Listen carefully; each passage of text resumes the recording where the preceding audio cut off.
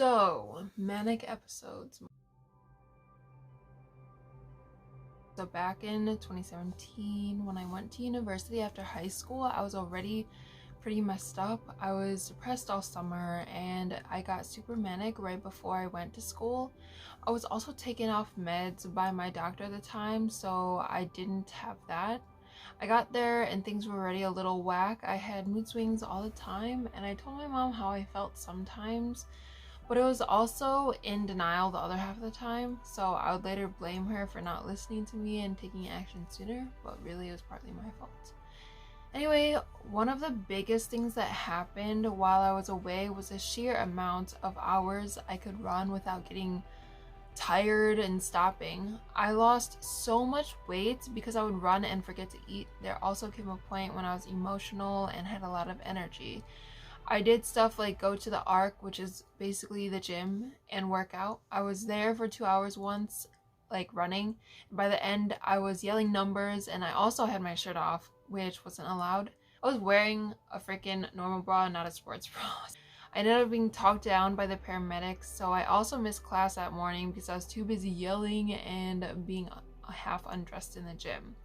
There was this guy at the gym that yelled, "Put a shirt on," and I got so mad, and I was honestly pissed at the world at that point. And it was kind of why I was running so much. But I was running there and being really mad. I kicked the door really hard multiple times. It didn't hurt then, but like a week later I couldn't even walk without feeling like collapsing, so someone had to call an ambulance and they took me to the ER. They x-rayed it all and nothing was actually wrong with the bone, so that was good. They gave me food because my blood sugar was really low, and at the time he prescribed me 30 milligrams of Abilify, and a normal amount that I had taken before was 2 milligrams, and this guy just put me on it all at once. So when I remembered to take them, I was pretty out of my mind at the time, so I forgot a lot of times, but I took all 30 milligrams and I was supposed to make an appointment with a psychiatrist as soon as possible, which I didn't. I remember him saying that, kind of, but I was manic, so I didn't really do that.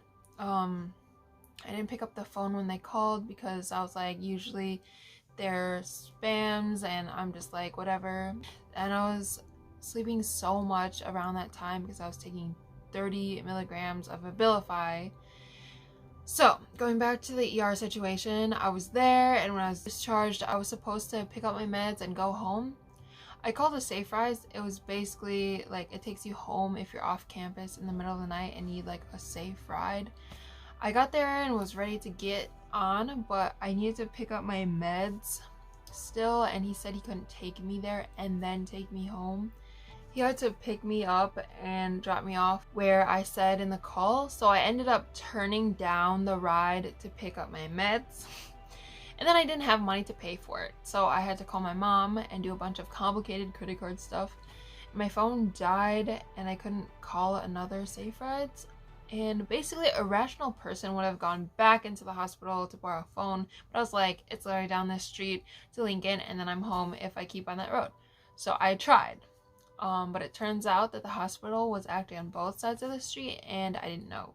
So I ended up going in the wrong direction and I couldn't find Lincoln. But then my dumbass just kept walking.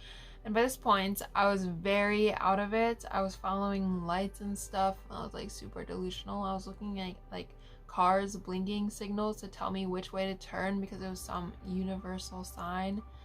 I ended up going in a big loop while walking for a couple of hours and ended up 2 miles away from campus on the opposite side of where the hospital was. I basically walked a circle around the campus. But by the time 11 p.m. hit, it was probably around then, I didn't really know because my phone was dead. I was pretty hopeless. I finally realized that I was completely lost and had no way to get back home. I was in the middle of the neighborhoods and there was no people around. I wasn't feeling like ringing a doorbell or stopping a car, really. Eventually, I got to a mire and I just stood there looking and feeling pretty hopeless. But an old guy walked past me and asked if I was waiting for someone. I said I was lost and whatever, I need to get back to campus, and he offered to call the police for me, but I didn't want to be in that mess, so I declined. I really wanted him to drive me, which thankfully he offered, so I didn't have to ask. But this was a huge risk, but I took that leap of faith and depended on him not being a serial killer. Side story, I also unsuccessfully peed in a bush, so I had piss on my shorts and it smelled like piss, so I apologized. He was just like, oh, no worries, I pee in my backyard all the time. But I was skeptical. Maybe farmers don't lie about that kind of thing. It just made me feel better, but I don't know. So I did get home safe. My parents had told my roommate to call campus police because I told them I would be back in the dorms and call them by 9. So they were there when I got back to my room, and I just like broke down crying on the floor of my dorm. I was mostly relieved though. I feel like that's why I was crying. That's basically the end of the story, but I just think about how I walked miles and miles after visiting the hospital for a hurt foot. That's kind of crazy. The other parts I did during my 2017 manic episode were kind of not as severe as this. Like, this is the story that I tell about mania, and I honestly fell into depression after that. I did have another manic episode in the fall of 2018 and summer of 2020. Those were pretty bad. I had hallucinations and I was delusional. I did some crazy stuff that I can explain in another video, but it's been heck of a ride.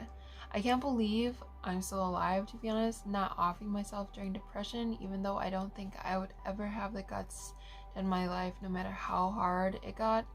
But also basically not killing myself accidentally with all the crazy shit that I do.